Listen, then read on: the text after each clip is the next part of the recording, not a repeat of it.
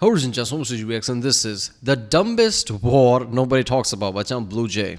Yeah, we did say the dumbest voyage. I guess it's something similar to that. Yeah, BlueJay is like Salmonella type of channel, but it's his own thing.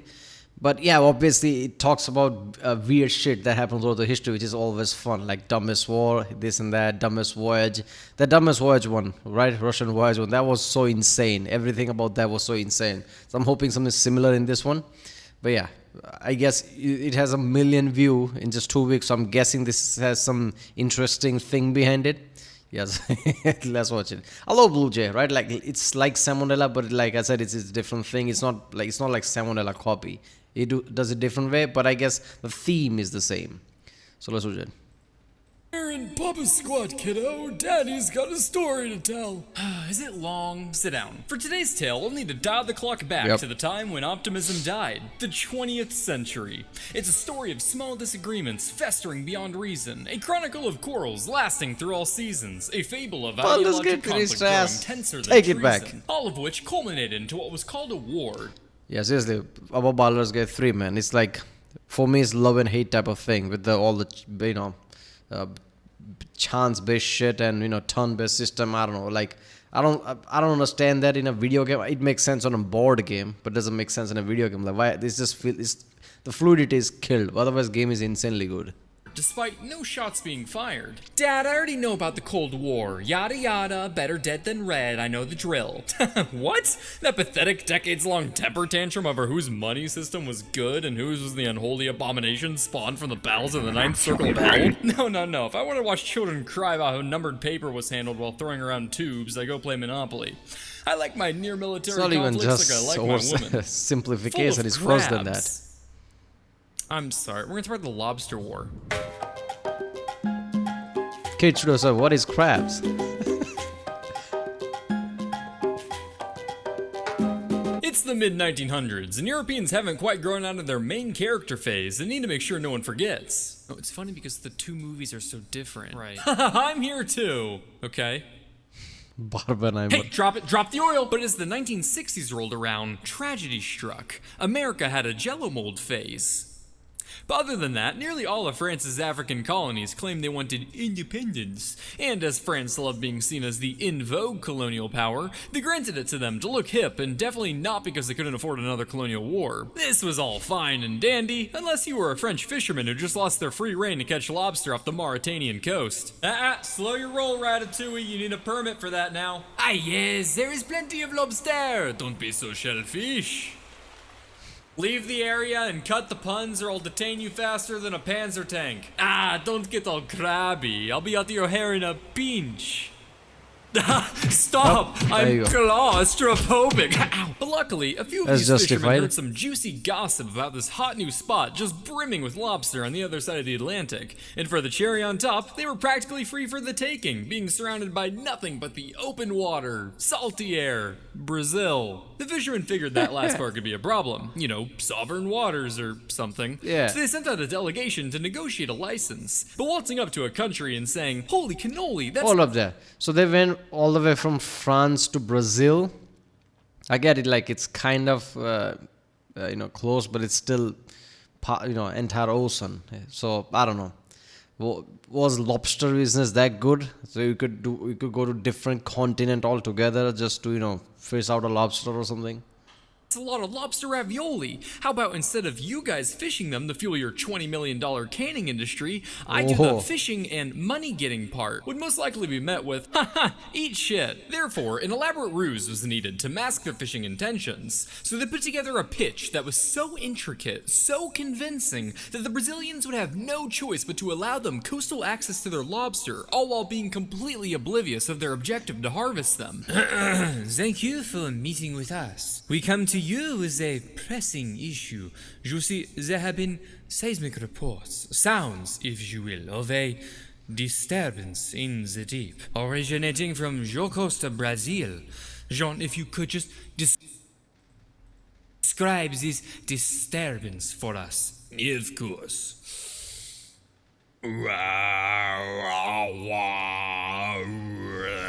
Just looking at the paper. And you see, it was those clicks, thank you, John. It was those clicks that led us to lobster. Now for our next step. Okay, sorry, I think I know what this is. You boys are just here to conduct some routine research on lobster nurseries and just need one of those permits for a few boats, right? That is exactly what we wanted to do. Pierre, we got the research license. The French fishermen acquired a license allowing 3 boats to conduct research on lobster nurseries, which should normally... I don't know, Blue just being flamboyant here, but I don't know how it used to happen in the past. It was like all like touch and go type of thing, barely explained anything. So, good enough. It's like, license, okay, there you go. I highly doubt they put any effort into any of this shit. And I guess it kind of makes sense, right? France is like, since like mid 20th century or something, France has been known for some scientific research here and there, right? A lot of European organizations headquarters in France, right? Even the Sun is, I think, in at Geneva, obviously, but it's like France and Switzerland type of thing, right? So I don't know. I can understand how they can just sell that. Okay, we're scientists from France. Like, okay. But again, they didn't check any credentials. They didn't check in France something. Are they real? How can fishermen pose as scientists and it's like, yeah, everything's fine? I don't know. I get it, it's like 1960s, but still. Normally be a relatively non-invasive process, but they looked at this permit and thought, haha, that's a funny way to spell 4. And everyone knows research is only as good as your sample size, and the French like to be as accurate as possible. It's sure, just a this storage was all boat. technically in violation of their license, but I've been driving with a suspended one for 3 years now and haven't had any problems. Nevertheless, Western European nations have this refined analytical process to find out just how much they can bend the rules when it comes to a foreign country. So they ran the numbers on Brazil. Brazil. Oh, there you go. We're good! While the fishermen thought they'd pulled off a successful bamboozle, Brazilian authorities already thought something smelled fishy about these fishermen, and luckily for them, they also had a similar analytical process. France.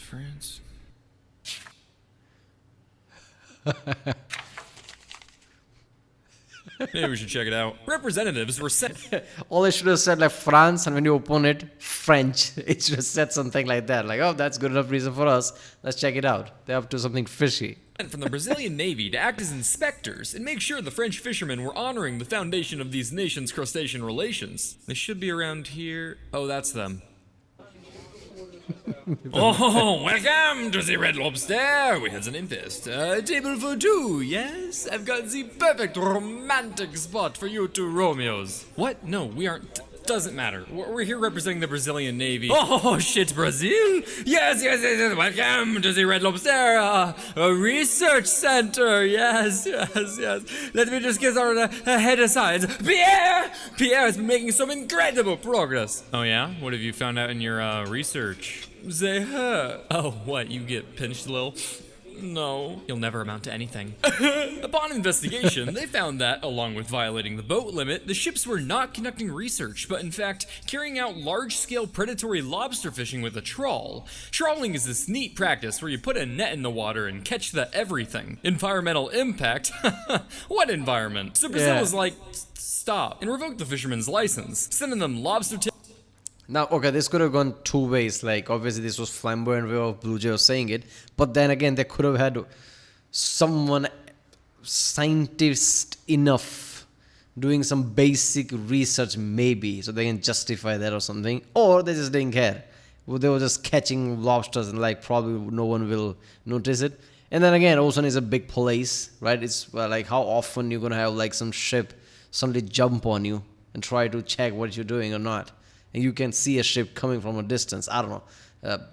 I guess they thought nobody's going to come because if they had a lookout, they probably would have seen a ship coming closer and they could have stopped everything, right? Pretend like nothing's happening. I don't know. Ocean's really hard. That really hard place to track down, right? So that's something. But this is 1960s, right? I understand the colonialism mentality, but that wouldn't apply in 1960, especially after both world wars, right? And 1960s, like Cold War is happening there, right? World War II didn't end that far behind. It's just like a 2 decade or something. So I don't know. It feels like this would be one of the least times for any countries to cause tension after everything. tail between the anchors back on over to the land of macaroons in April of 1961. And with that, things returned to normal. Excuse me, there have been seismic reports, sounds, if you will. The fishermen returned in November to request another research license, but this time further out at sea on the continental shelf, outside of Brazil's territorial waters, which stretched 760,320 gumballs from the shore.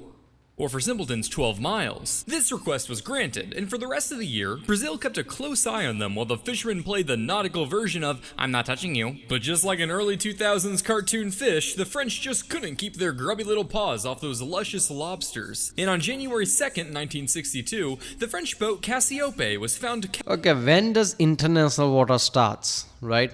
Because they could have just had permit like, okay, we are on international water, just don't shoot on us for something. Could have had permit like that, right? We are not on Brazilian water or something like that. Because I don't know, was international water the thing then, or it did become thing later on? I don't know. I really have to check that. But yeah, it could have been something like that. Okay, you revoked the license, but we are way far in the ocean now, 10, 11 miles, whatever. catching lobster about 10 miles off the shore. 10 miles! Got you! Haha! You're within our waters now, cheese boy! You sure? You sure? Hold this! 1, 2, 3, 4, 5, 6, 7, 8. A Brazilian corvette seized the French vessel for catching lobster without authorization, probably hitting a sick drift as it pulled up, but then again, everything I know about Brazil comes from Fast 5. Anyway, by now shit's getting pretty serious and mom and dad need to get involved. So this is Brazil. The way Vin Diesel says is like, man, don't say it like that, right? I bet every Brazilian who watched is like, man, come on, don't do that. Just say Brazil. Normally, just say Brazil. whilst the fishermen and navy battled the lobster sea, the French and Brazilian governments battled the diplomacy. The War of the Pen commenced, and at the heart of this battle in the fierce political trenches was one vital question. Like, what is a lobster? Sounds like a silly question, right? Okay. What is a lobster? Why, it's the underwater excavator, the crustacean of the basin, the pogo stick with a prick. But even my definition of a lobster as nature's gripper snippers wouldn't have been sufficient for the contending nations. They wanted to know whether or not a lobster was a fish. France made the claim that a lobster was in fact a fish, so therefore they had the right to catch them according to the basis for fishing on the high seas set by the Geneva Convention of 1958. Brazil, for their part, pushed the thesis that lobsters were not a fish, but in fact an economic resource, a part of their continental shelf that they had the sovereign right to exploit, according to a different provision of the same Geneva Convention. They said, citing a treaty they didn't sign. And this wasn't like your average 12-hour Twitter beef. This diplomatic battle lasted all through 1962 and Wait a minute, they didn't sign? So I guess they don't even have to acknowledge anything Geneva, right? They're just like, oh, it's on our shores. I mean, fuck you can do it. But I guess that would incite war, so I guess they have to, tiptoe slowly. I don't know, Brazil, was Brazil strong around this time, military-wise? I don't know. But yeah, that could have been like, okay, France, France is like Air Force and everything is way too strong. I don't know how it was post World War II, but yeah, I think France would be powerful against Brazil, wouldn't it? So I guess Brazil was kind of like tiptoeing around it rather than just being aggressor. part of 63, which is hilarious considering the other things going on the world stage during that time. Kennedy is having us increase our troop presence in Vietnam. 400 Green Berets were a start, but they aren't going to be enough. Agreed. We must be careful, though. We don't want to replace the French as a colonial force in the area and bleed as the French did. That's a good point. Got any advice, France? So now with the pangolin being a geode, yes, according to our established law of modus operandi derived from the fly-eater sarlacc pit model, yes, then when taking the Laplace transform of this in a matrix with the crustacean equation, we find that lobster are in fact fish. No, this completely violates the Capricorn theorem. Let's back this up. While that reality sadly only exists in my headcanon, France and Brazil... Vietnam, this and that, is like Cold War tension. Like, what you talking there? Oh, you talking about lobsters? The fuck are you on about? We all love lobsters. What are you talking about? Oh, it's a war about lobsters. What? did do their best to support their claims and own each other with facts and logic. Brazil's evidence was that lobsters were like oysters and that they both cling to the ocean floor, making them a part of the continental shelf. But France argued that when a lobster hops around the ocean floor, it's essentially swimming, making it a fish, which prompted Brazil's Navy expert in oceanography, him to spit some iconic bars. If a lobster is a fish because it moves by jumping, then a kangaroo is a bird. Yeah, that's actually a pretty solid point. Yeah, and if a kangaroo is a bird, then a flying fish is a spaceship because it jumps through the air. A little weaker, but okay. And if a flying fish is a spaceship, then a seagull is an oil rig because it dives underwater. Okay, let's settle down. No, there you go, if a linear seagull thinking. is an oil rig, then my wife is a fucking whore because she jumps from man to man. Okay, so I made up the end there, but don't worry. The first part is a real quote that you can safely add. If a lobster is a fish with moves by jumping, a kangaroo is a bird. This is great. To your Instagram bio. While mom and dad fight in their room, let's check on how things are going on the water, and wow, France just doesn't care. French would just say like, okay then, kangaroo is a bird. Who gives? I don't care. Like, let's call them a bird if it means we can take our lobsters. This is awesome. Like the IRS at my front door, the fishermen just kept coming back, completely unfazed by the international turmoil and monolithic tubes of death pointed at their face. So the Brazilian Navy just continued seizing their ships, going, "Stop it," while making them sign a paper swearing they wouldn't return. But the French were like, haha, I can't read this, and would often just come back anyway. In one instance, a French ship was caught by a patrol off the northeastern coast to order them to sail to deeper waters. At first, the fisherman captain ignored them, but while he may not have spoken Portuguese, there are only a few ways you can interpret a blaring alarm stating Postos de Combati. Postos de Combati. Postpone the confetti? But you promised! Sources differ on the exact timing, but it was around now when the French fishermen were getting pretty fed up with being told what to do, so they started to complain. French guy having quinceañera, whatever, like, okay. Is this France or Spain? All right. The balls on those fishermen, right? I mean, it doesn't matter what it is. You go into a different country, continent, whatever, facing that navy. I mean, you're a fisherman. Like, you just like, there is no part of you think like, oh, what if this escalates? What if they shoot at us? Like, you have to have balls. I'm guessing they must be making some kind of a killing there, you know, with all the lobsters for them to take that level of risk. But this is just absurd. And by complain, I mean they personally petitioned warships for protection from French President Charles de Gaulle himself. De Gaulle said lobster and granted the request, sending gunboats along with 5 more fishing vessels to the Brazilian coast. Why would he do the French that? That's sailed over stupid. with a lot more confidence this Oh, time. lobsters? I mean, they've got defenses now. When has that ever failed France? But unfortunately for them, Brazil is about as likely to let them swipe their salty sea spiders God. as Hollywood is to pay their writers. So France, man, it's so fucked up. Every time Germany is like, God damn it, I want to kill everything. France like, oh no, not again. World War One, they just passed through. World War Two, they again passed through. Belgium's like, why use us, man? Don't use us as a role. It's so fucked up, seriously. Every time Germany gets aggressive, France is the one that like, okay. the Brazilian Navy boarded these fishing boats without a second thought. Whoa shit, I didn't think they'd seize them with us right here. Well, should we do something? No, you crazy? Haven't you seen Fast 5? Much like a pilot to a millionaire's island, the French Navy sat there and did nothing. But the same couldn't be said on the diplomatic front, as it was then that the French ambassador to Brazil visited President João Goulart about the issue. Goulart stated he didn't want any trouble with France, and made the surprise presidential order to release 3 captured fishing boats and allow them to fish.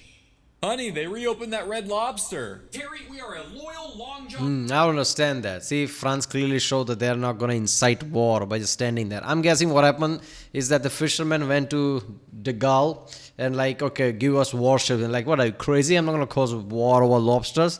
And the guy, I'm guessing, who owns the fisherman company or whatever, or the leader of them, whatever, probably said, like, you don't have to do anything. You just have to stand there. And those Brazilians won't do anything, I guess. They just try to do a bluff and just like, you know, Brazilians like, I don't care, it's my sword and water. Just, you know, what are you going to do? Shoot at us? Cause global war? Not global war. Global scale news that France is at war against Brazil or something.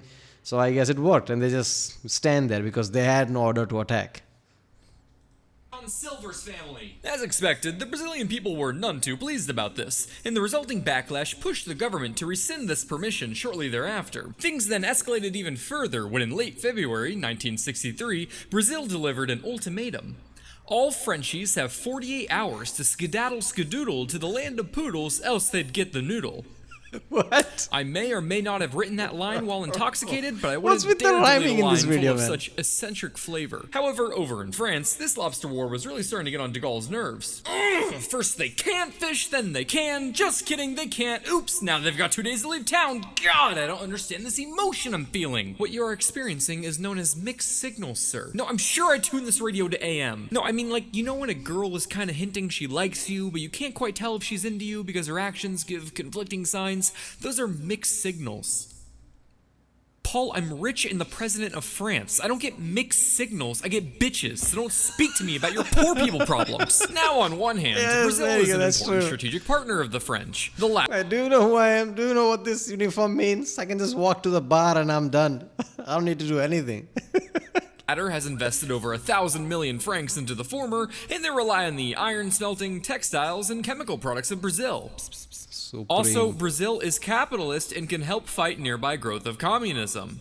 So, some would say, it would be in the best interest of France to be like, wow, you know, maybe we shouldn't go to war over the ocean bugs that piss out their face. But on the other hand, this wasn't the people's France, this was de Gaulle's France. And seeing as how this was the man who tried escaping World War I prison camps 5 times. French Revolution tells us people's France is much better. Yep, there you go. Yeah, de Gaulle's like, of course, like this was coming. De Gaulle attempted to escape 5 times in total, but failed every time. He was then transferred to a maximum security prison camp and remained captive for 36 months until the war was over in 1918. Damn. Times, once while posing as a nurse, it should be no surprise to hear that de Gaulle was a very stubborn man. And this stubborn man considered Brazil's actions to be a slight on the majesty of France. So he did not back down, but instead dispatched the French destroyer Tartu to the Brazilian coast. Tempers are flaring, ministers are swearing. With this newest escalation, Brazil is preparing. The newspapers have been rousing the public, and the atmosphere in Brazil is one of imminent war. The Tartu by itself wasn't a huge concern. What made things scarier was where it came from. A whole task force of French ships merely 3 days away, containing not only a state-of-the-art aircraft carrier, but also a tanker named Le Baise, which means the fuck in French. What? Which is also a river in France, which also flows through the town of Condom. Mobilize the Navy. You got to be kidding me River right in now. France, which also flows through the town of What? Condom. Mobilize. I'm guessing the concept of condom comes from the place named Condom. That would make sense, right? The base is based, isn't it? The fuck. Imagine like, what you got shot down with? I got shot down with the fuck. What does that mean? Yeah, that's a friendship. Le base. Wait a minute. The Navy. Understood, sir. Wait.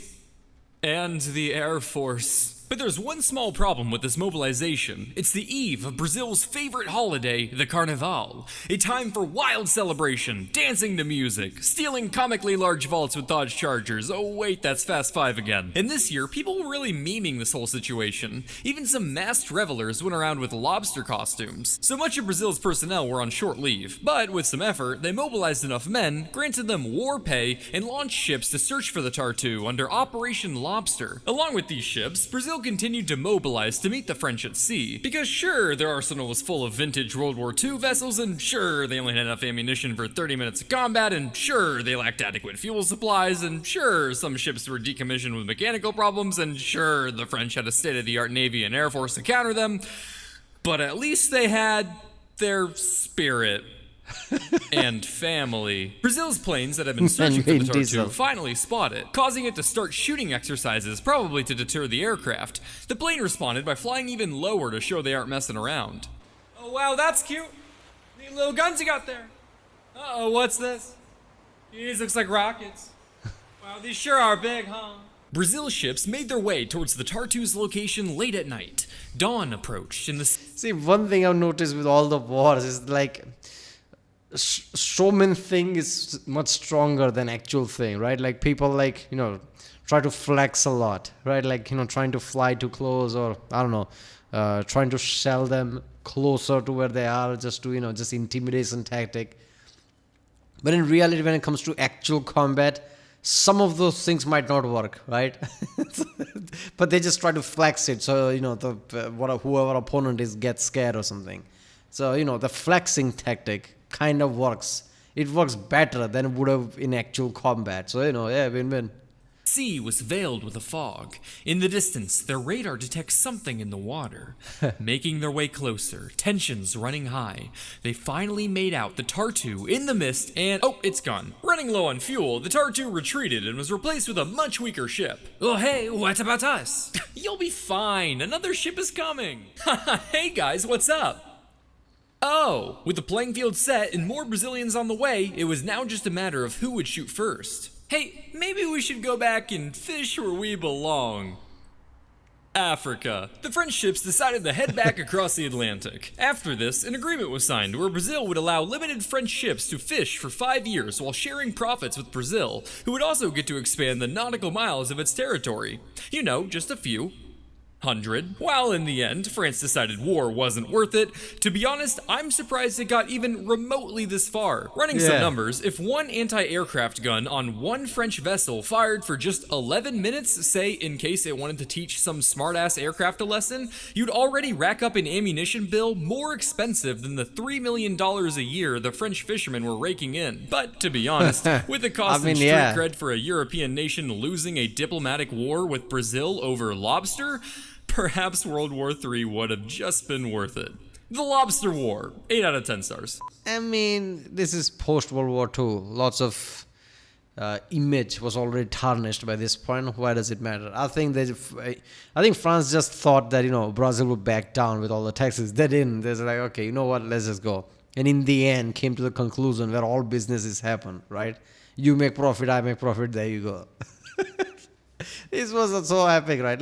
See, De Gaulle did really stupid thing of engaging that. It was like, okay, I get it, all that, but man, shut up. I'm not going war over lobsters, and would have just stopped all the talk, or rather, send some diplomat to get a deal that they did in the end anyway, with Brazil or something.